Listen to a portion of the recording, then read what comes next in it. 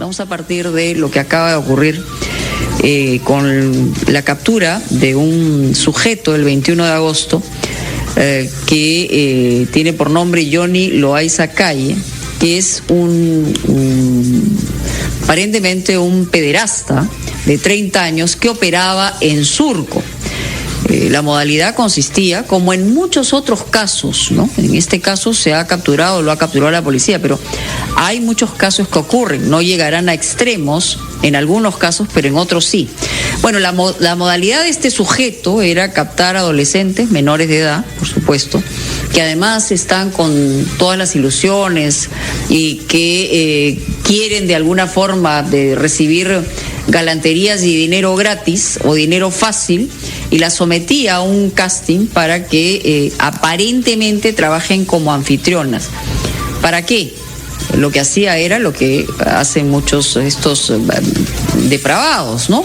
Tener relaciones sexuales y luego vender estas grabaciones. Pero queremos entender el tema de la pederastía o de lo que nosotros llamamos la pedofilia.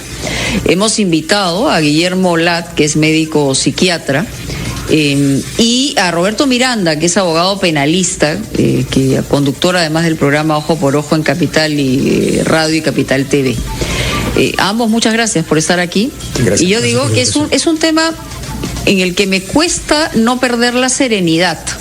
Tengo que confesar, me ocurre siempre frente a este tipo de asuntos, porque, claro, uno inmediatamente piensa en sus hijos, en sus hijas sobre todo, y que están expuestos a sujetos de esta naturaleza perversa, desde mi punto de vista. Pero ¿qué cosa es un pedófilo? Vamos a empezar por eso. ¿Cómo está? La pedofilia es un desorden psiquiátrico que está dentro del contexto de las parafilias, es decir, una orientación de nuestra sexualidad hacia un objeto diferente del que naturalmente ocurre, ¿no? Esto, por supuesto, excluye a la homosexualidad, que es otro tipo de problema, no es una parafilia. En el pedófilo hay una urgencia, hay una fantasía constante por tener relaciones sexuales, por interactuar con prepúberes, es decir, menores de 13 años, ¿no? Esto genera una gran insatisfacción o genera dificultades laborales porque se pierde el tiempo dedicado justamente a estas fantasías. Ahora, esta orientación, para poder ser definida como patológica, tiene que ser mínimamente durante 6 meses en forma exclusiva, ¿no? O la mayor parte del tiempo. Claro, pero uno, digamos, puede estar con una persona de estas cerca y no darse cuenta que tiene este tipo de fantasías recurrentes, ¿no? 50% de pedófilos están casados, para comenzar. Entonces, la dificultad de poder reconocerlos, porque pudieran ser sorteos, ¿no? Porque pudieran tener alguna característica especial, no es muy sencilla, ¿no? Ahora, ¿en qué momento un pedófilo se convierte ya en un criminal? Es decir, no solamente porque le quita la vida o por una situación de esa naturaleza, se convierte en un delincuente, ¿no? Porque por fantasía no te meten a la cárcel. No, digamos, hay gente que convive con esta, que usted le señala, es una enfermedad psiquiátrica, psicológica, pero que no llegan a actuar. Claro. ¿No? ¿En qué momento esto ya se convierte en un acto delincuencial, criminal, abominable, ¿no? Cuando se supera todo el control que pueda tener este individuo y actúa contra un niño. Esa actuación ya es penada, eso ya va más allá de lo psiquiátrico. Es más, la terapia que se propone para este tipo de casos supone previamente un compromiso por parte del paciente de que no va a actuar, y si actúa, el terapeuta lo va a denunciar, porque es justamente su obligación hacerlo así, ¿no? Claro. Entonces, el actuar, ¿no?, contra un niño en cualquiera de sus formas, ¿eh? Y ojo, el pederasta no ataca violando exclusivamente, tocando, desnudando, masturbándose ante esta persona. Ya se convierte en un pederasta, sujeto pasivo de que la ley, digamos, lo ubique donde debe estar, que es en la cárcel. Efectivamente. Ahora, desde el punto de vista legal, ¿qué tiene nuestra legislación en relación a estos pederastas? Bueno, como ya lo ha dicho aquí el doctor, mientras que no se exteriorice esa inclinación, esa conducta, no está penado. No obstante, hay actos preparatorios o tentativas hasta llegar a una consumación. La consumación ya es transgredir prácticamente la norma cuando ya hay una agresión. Es decir, ya existe actos externos que atañen al menor. Ahora, este sujeto, Loaiza Calle, que ha sido detenido, que ha sido capturado después de la comprobación de que tenía estos videos, que además drogaba o emborrachaba a estas criaturas y sabe Dios qué les hacía, ese tipo, ¿a qué debe estar expuesto de acuerdo a la ley peruana? La tipificación penal está en el caso de él específicamente en lo que significa pornografía infantil. Estamos hablando de que el que posee, fabrica, almacena, comercializa y registra. Pero antes de eso ha perpetrado una serie de actos ilícitos, como pederasta. Claro, ahí vamos a que en el caso de él, no solamente él tiene una actitud de almacenar, de poseer o de fabricar, sino también él es protagonista. O sea, no solamente es productor, sino también es protagonista. Y además él lo que hace es invitar a consumir licor y de esa manera pues desvanece la posibilidad de que esta persona tenga capacidad de resistir. Y al no resistir... Tiene todos los agravantes. Tiene todos los agravantes. Ahora, estamos hablando de tramos en la ley. De 0 a 10 años para aquellos que ejecutan actos ya de introducir pene a la vagina o en todo caso cualquier otro instrumento, dice la ley, ya estamos hablando de una violación sexual. De 0 a 10 años, cadena perpetua. De 10 a 14 años... penas no menores de 30 hasta 35 años de pena privativa de libertad. Pero en el caso de la pornografía infantil, estamos llegando solamente hasta 10 o 12 años de pena privativa de libertad, en tanto y cuanto no hay una relación sexual directa o no hay una penetración en la vagina o, qué sé yo, en el ano de uno de los menores, ¿no? Ahora, la cabeza pues es muy compleja. Si uno puede notar de esas personas que tienen que controlar sus fantasías permanentemente, hay algunos que pueden controlarla y otros que no pueden controlarla, o ese mecanismo, digamos, esa compuerta, ¿no?, que la abre, cómo se abre y cómo la sociedad se protege frente a eso, ¿no? Es una pregunta muy interesante. El problema estriba en que muchas de estas personas no buscan ayuda, ¿no? ¿Podría un buen tratamiento impedir la actuación? Transformar la inclinación sexual de esta persona es prácticamente imposible, ¿no? Pero sí contenerlo. Y en muchas ocasiones el estrés del aislamiento en el que está sometido un pedófilo, porque no conoce a otras personas que padecen lo mismo o se sienten segregados por el hecho de la infamia de ser un pederasta o un pedófilo, entonces el estrés puede generar en ellos la actuación, ¿no? Entonces, indudablemente, además, estas personas pueden sufrir de algún otro desorden psiquiátrico, depresión, estados de ansiedad, que predisponen a la actuación. Vamos a seguir desarrollando ese aspecto, porque es importante que lo entendamos y finalmente ver de qué manera podemos enfrentarlo. Si usted me dice que hay un porcentaje enorme de gente que tiene esta perturbación psicológica que se llama la pedofilia y que está casado y que aparentemente tiene familias, vamos a ver qué tipo de conductas pueden tener, que un ojo observador podría determinar que algo está pasando. Vamos a una pausa, ya regresamos. Venimos del país de todos los colores, llevamos tu opinión a todos los sectores. Esta es tu radio, Radio Capital, lo que nos importa es que no pares de opinar. Estamos en todos lados, somos como tú, estamos de todos lados. Somos la voz que expresa lo que siente del Perú, todas las voces presentes. Tu Radio Capital, lo que nos importa es que no pares de opinar. Radio Capital, tu opinión importa.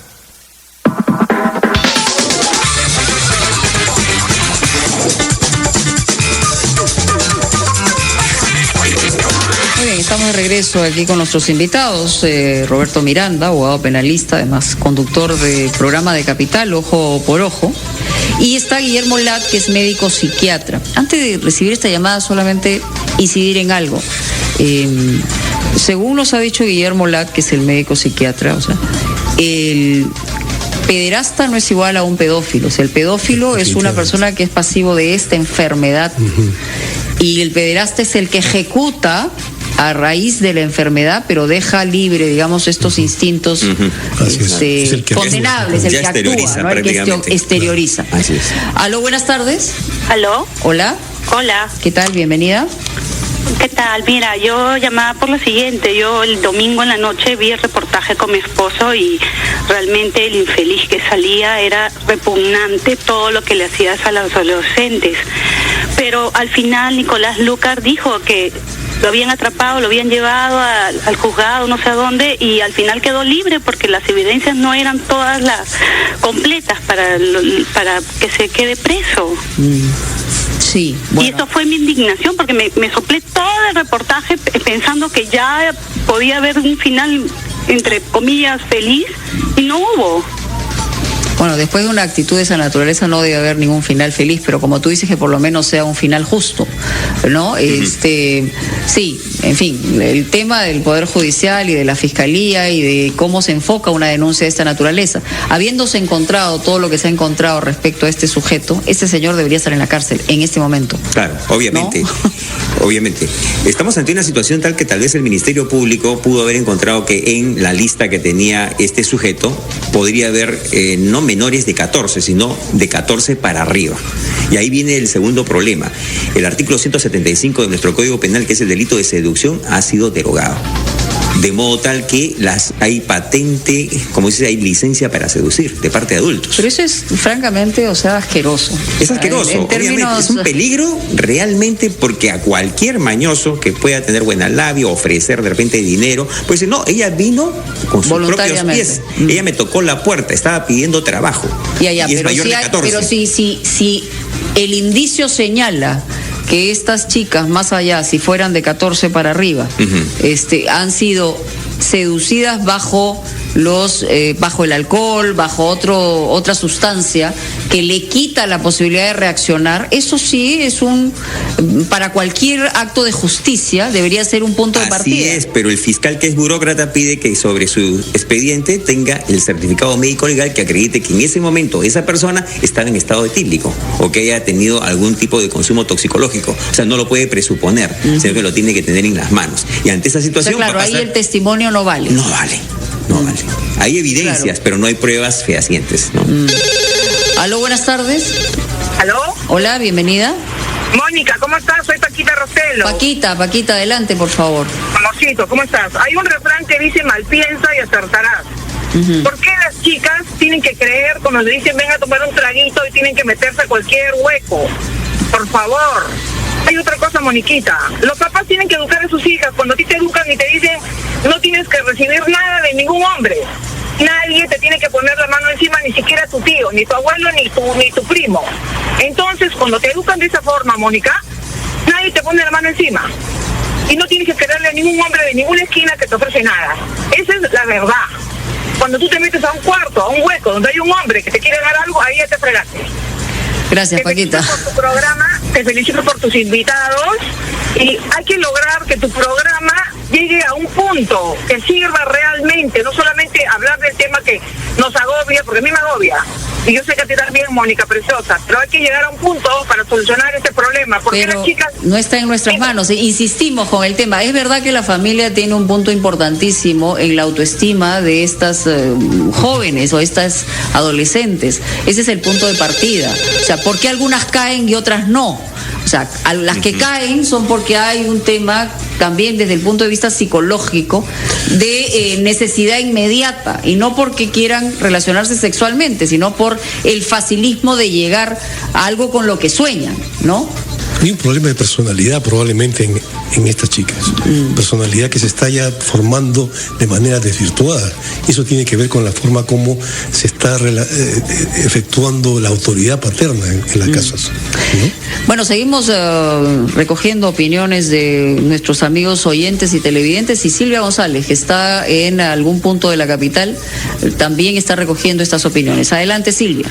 Gracias, Mónica, tu opinión importa. Indignante los diferentes casos que ustedes pueden comentar, y lo peor es saber que estos sujetos están libres. Señorita, buen día. ¿Qué sanción debe recibir estos hombres pedófilos, estas personas delitos? Yo creo que la pena de muerte, para que ya pare de una vez esto que va aumentando, ¿no? Día a día, que vemos en las noticias todos los días. Es aterrorizante, ¿verdad?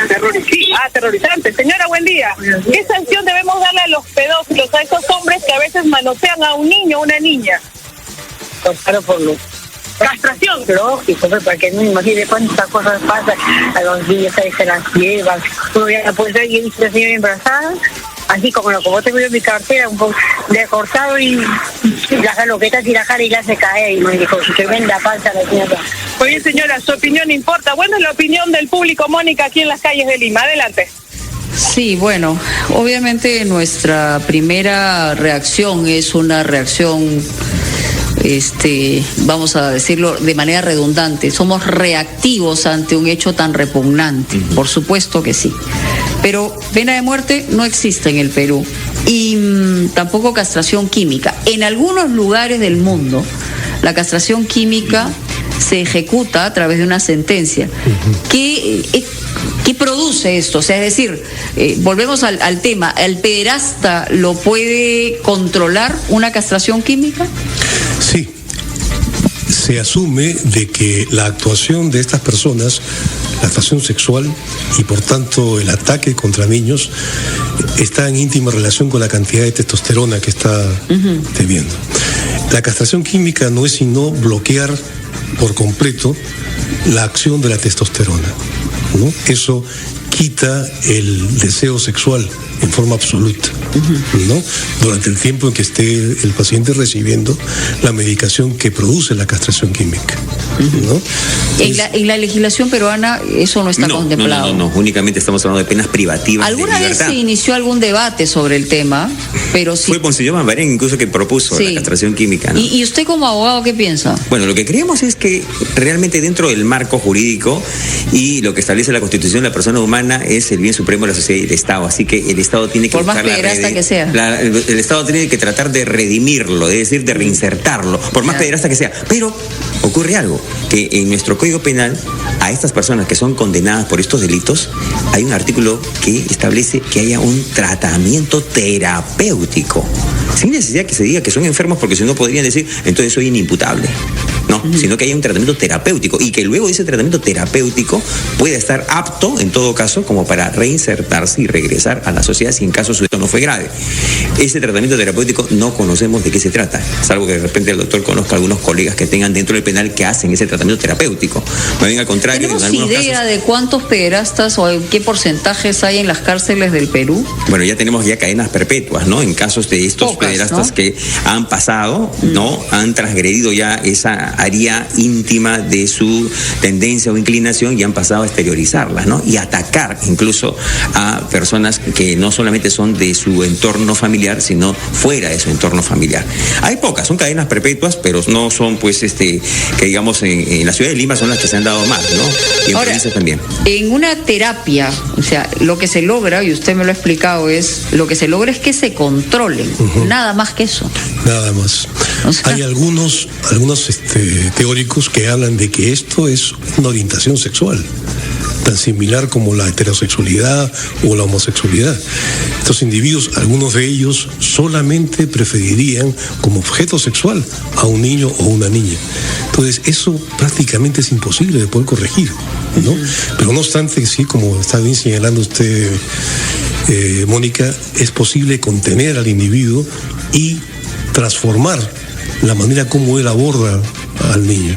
Claro, porque además esa serie tiene una correlación con la protección de la sociedad en que vivimos. Entonces, o sea, ese es básicamente, además, ese es el bien supremo o el principal objetivo de un Estado, que es proteger a su sociedad, ¿no?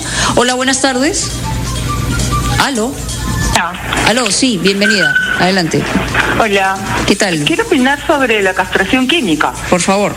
Mira, a mí me parece que eso no puede tener ningún efecto. Usan un medicamento que le dan a los que tienen cáncer de próstata. Y toda vez que la testosterona también la producen las suprarrenales y la grasa, por ahí hay un punto, digamos, en controversia. Por otro lado, nos olvidamos de las características psicopáticas de estos sujetos, ¿no? Y habría que ver que también podrían usar instrumentos, como se ha visto, para cometer este tipo de delitos que lo practican personas psicópatas. Entonces, yo creo que si no hay pena de muerte, hay mecanismos legales en los que el Perú se puede volver a insertar, ¿no?, por toda esta situación que estamos viviendo, en ese tipo de legislación, o de lo contrario, si no les da la gana de acudir a este sistema, pues la pena privativa de libertad de por vida sin ningún tipo de atenuantes o de beneficios. Ok, gracias. A ver. Bueno, lo cierto es que la castración química en algunas personas puede no tener resultados, eso es cierto, ¿no? No todo medicamento acierta con todas las personas, pero la gran proporción de pedófilos sometidos a una castración química sí pueden responder favorablemente, controlando la impulsividad sexual. Ahora, los otros probablemente sí se requiera la confinación, ¿no? Por otra parte, hay que aclarar algo: no todo pedófilo y menos todo pederasta es un psicópata, ¿no? Y por otra ¿Qué lo hace una cosa o la otra? Un psicópata es una forma de personalidad anormal, en donde no existe culpa por las cosas que se hacen. Por las cosas terribles, horribles o malas que se hacen, claro. Se emplea a otro en beneficio propio, ¿no? Y hay una incapacidad para poder empatizar con el sufrimiento ajeno, ¿no? No todo el que actúa contra un niño, por otra parte, es un pedófilo o un pederasta, ¿no? Si no, recordemos las tremendas proporciones estadísticas de abuso dentro de las familias. Los padres que abusan con sus hijas, no son pederastas, ¿no? Mejor dicho, no son pedófilos. Han actuado en forma pederástica, pero no son pedófilos, ¿no? Entonces difícil de entender, ¿no? Sí, la cosa no es muy sencilla, ¿no? Y si vemos desde un punto de vista estadístico, también la tremenda proporción que existe de abuso contra los niños no se da en el contexto de la sociedad en sí, sino en las familias. En los nucleares, ¿no? En los ámbitos nucleares, ¿no? Tenemos que hacer una pausa y regresamos, porque hay más llamadas, ¿no, Roberto? Bueno, volvemos, seguimos con el tema. Venimos del país de todos los colores, llevamos tu opinión a todos los sectores.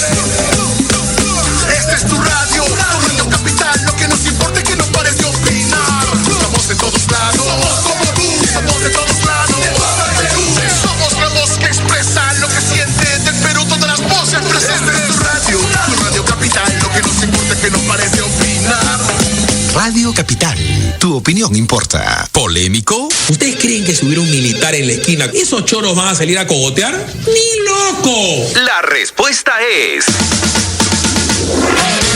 Philip Butters, tan controversial, tan polémico, tan único.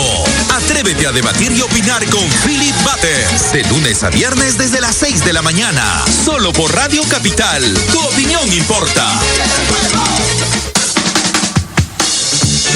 Tu opinión importa también en las redes sociales. Síguenos en Facebook y Twitter como Capital 967. Yo sé cuidar mi cuerpo, yo sé cuidar mi cuerpo. Si algún desconocido me empieza a llamar, yo no le hago caso y me voy corriendo a casa. Yo sé cuidar mi cuerpo, yo sé cuidar mi Bueno, esta canción que estamos escuchando fue parte de una campaña muy importante que tuvo el Perú en algún momento y es dirigida especialmente para los niños y niñas en el reforzamiento de la importancia que es el cuerpo de cada uno. Obviamente ese es el trabajo que tenemos que hacer como familia, pero yo quería centrarme en el tema de la observación. Usted nos decía, doctor Lat, que podemos tener a un pedófilo muy cerca, dentro de casa, y me ha dicho varias cosas, que la mayoría de quienes tienen una enfermedad de pedofilia, o sea, estamos hablando de la inmensa mayoría, es hombre. Efectivamente. Ya. ¿Por alguna explicación psicológica? Sí, probablemente por la posibilidad de ejercer poder sobre alguien impotente para defenderse. Claro. ¿No? Entonces, esa fantasía puede ser una de las cosas que estimule la aproximación sexual, ¿no? Otra es el hecho de estar fijado en una cierta etapa del narcisismo psicológico. Es un término un poco difícil de comprender probablemente, pero es el amor a sí mismo, y busca, por tanto, ¿no?, personas que correspondan a esa edad en la que esa fijación ocurrió. Se detuvo, ¿no?, digamos. Y 1/3 de pedófilos ha sido sometido en algún momento a abuso sexual. Y reviven el abuso. Por supuesto que esto no es... no es una matemática, claro. No es causa-efecto, ¿no? Porque hay 60% que no ha sido sometido nunca a abuso. ¿Qué en una familia debe ser un punto de observación de conducta respecto a quienes están alrededor nuestro? O sea, ¿qué tipo de conducta nos puede dar una llamada de atención? Como yo decías, si un niño pequeño comienza a torturar animales, tenemos una señal de alarma respecto a su conducta, ¿no? Y a lo que puede desarrollar psicológicamente. En el caso de la pedofilia... Mire, eso es un poco difícil que se pueda objetivar.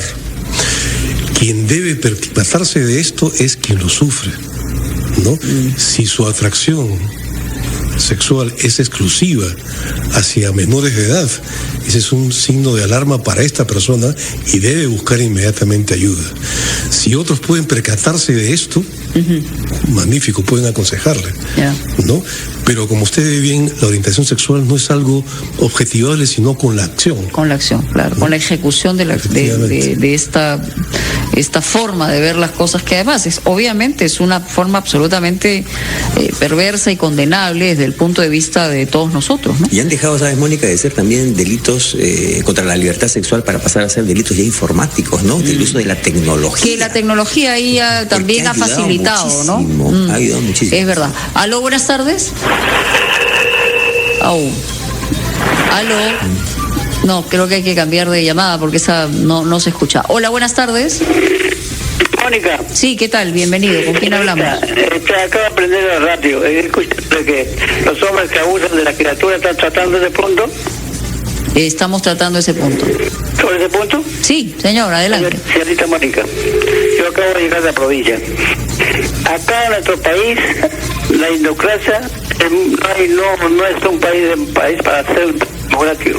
Una persona, un adulto que abusa de una criatura, ya que no hay pena de muerte, que no lo castran públicamente. Digo esto yo porque hace muchos años, cuando yo estaba joven, hubo un abuso de un negro Armendáriz y lo fusilaron a las 5 de la mañana, pero públicamente, y más hubo el abuso de los hombres de las criaturas. De acuerdo. No se escucha muy bien la llamada, pero se entiende perfectamente el sentido. Y como decíamos al principio, es la primera reacción que uno tiene. Claro, quiere dar un escarmiento tal que no vuelva a suceder. Ahora, en otros lugares se ha buscado todas las formas de desmotivar a esta gente para que no pase a un abuso de esta naturaleza. En algunos casos lo logra, en otros no, pero lo que sí hay es un trabajo punitivo de prevención, donde a esta gente que ha pasado por la cárcel por una situación de esa naturaleza no lo dejan acercarse a no sé cuántos kilómetros a la redonda de centros donde haya niños en la edad que podría estar en peligro. Eso no sucede en el Perú, por ejemplo. Hola, buenas tardes. Aló, buenas tardes. ¿Qué tal? Bienvenida, Capital. Muchas gracias.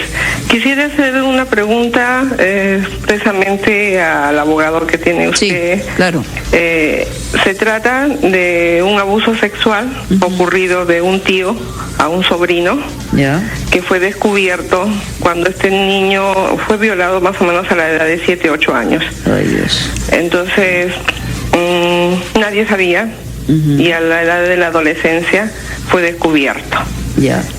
Nunca se castigó, nunca salió al aire, nunca fue a ninguna parte. Este joven, que ahora ya es un adulto, y el tío también es un adulto, el joven tiene 40 años, bueno, es ahora homosexual. ¿El castigo estaría pendiente para esta persona que hizo eso con ese niño? Ahora, usted infiere que por este abuso este chico tiene esta orientación homosexual también, ¿no? En su pregunta, en su preocupación. Mi preocupación, bueno, son consecuencias de, ¿no? Ok, eso lo puede desarrollar el psiquiatra, claro. Pero vamos a la parte legal. Si esto ocurrió a los 7 años de edad y ahora tiene 40 años, entonces estamos hablando ya de 33 años que han transcurrido. La legislación con respecto a la cadena perpetua se ha dado recién después del año 92. En tanto y cuanto este delito no haya sido sancionado en aquella época con cadena perpetua, entonces ya se encuentra prescrito porque no ha sido denunciado a la fecha. Y aparte que si fuera denunciado a la fecha tendría que tener pruebas fehacientes, frescas, entre comillas, para poderlo acreditar. Ahora, el trauma psicológico que puede haber sufrido o el hecho de atribuir su homosexualidad a esta experiencia, eso es discutible. A ver, en ese sentido. Al respecto de esto, no hay evidencias de que el abuso sexual genere homosexualidad. La teoría actual habla de que la homosexualidad es una variante de la orientación con la que uno nace, ¿no? Y no se va a transformar a lo largo del tiempo. El hecho de que haya sido abusado sexualmente un individuo no hace que esta persona sea homosexual posteriormente. Pero sí lo marca definitivamente para su vida presente y futura, ¿no? La patología mental va a estar presente en algún momento en esta persona afectada. Pero qué difícil, además, para la persona que nos ha llamado. Yo le agradezco la sinceridad, porque francamente, y además uno siente pues que no se ha hecho justicia ante un acto tan bochornoso, tan horroroso, que puede haber marcado a toda una familia. Normalmente las violaciones, esto es una cosa que siempre hemos señalado también, son en el ámbito familiar. Efectivamente. ¿No? Y eso hay que tenerlo en cuenta. O sea, un niño o una niña que da muestras de un cambio repentino de la noche a la mañana en su conducta y su comportamiento, es porque algo nos está diciendo. Y a veces los adultos, y eso hay que señalarnos a nosotros mismos en la responsabilidad, no queremos ver o no observamos lo suficiente, como va a haber cosas que están ahí, que son evidentes, o negamos la realidad, ¿no? Sí, pues. Pero es un porcentaje altísimo. El número, o sea, los desconocidos sí, ahora a través de las redes de virtuales y todo lo demás se ha facilitado este entablar comunicación con desconocidos, y sabe Dios qué cabezas y qué perversiones puedan haber esas cabezas. Pero la mayoría de los abusos sexuales se producen, y eso está probado en todos los ámbitos, en el ámbito más cercano al parentesco. Y en este caso que nos menciona la persona que ha hablado, no podemos hablar de pedofilia, ¿no? A no ser que esa sea la orientación sexual que tenía en ese tiempo el tío de este sujeto, muchacho, claro. ¿no? Y por eso me menciono, no todo abusador sexual es un pederasta, ¿no? O un pedofílico, mejor dicho, ¿no? Por lo menos de los abusadores sexuales, el 50% no es un pedofílico, ¿no? Otra explicación puede tener esto. Sí, bueno, ya había empezado diciendo que es un tema muy difícil, que es muy complicado mantener la calma escuchando, digamos, las definiciones, los conceptos psicológicos o psiquiátricos. Todos nosotros quisiéramos, ante un hecho de esta naturaleza, salir a decir que le corten todo y a pedacitos. O sea, eso es una reacción, ¿no? Esa es una reacción normal, porque tenemos sangre en el cuerpo y porque nos indigna que haya una capacidad de abuso de esa naturaleza. Pero hay que entender bien por dónde viene la cosa para poder actuar en consecuencia Y además somos parte de una sociedad que tiene un contrato legal y social en el que debemos movernos y exigir nuestros propios derechos y deberes, ¿no? Lo que sí, Mónica, se está esperando por parte de la ciudadanía una actitud de parte de los operadores de justicia, llámese fiscal o juez, que por lo menos tenga una prisión preventiva, de modo tal de que puedan, de modo que pueda hacerse todo un examen de los actos que se han cometido, porque hasta en tanto venga el reconocimiento médico legal, hasta en tanto venga la pericia de informática, entonces nos sujeto demoramos. Puede largarse y puede desaparecer y en fin, y a llorar a la playa, porque ahí quedamos con una impunidad enorme que además nos va calando cada vez más y nos está convirtiendo en una sociedad en la que no cree en absolutamente nada y las instituciones cada vez son más precarias. Así es. Y entonces ahí es donde vamos a encontrarnos con una situación mucho más grave y mucho más difícil. Muchas gracias por estar con nosotros, ambos dos, aquí en Capital. Ya venimos con la gratis de Capital.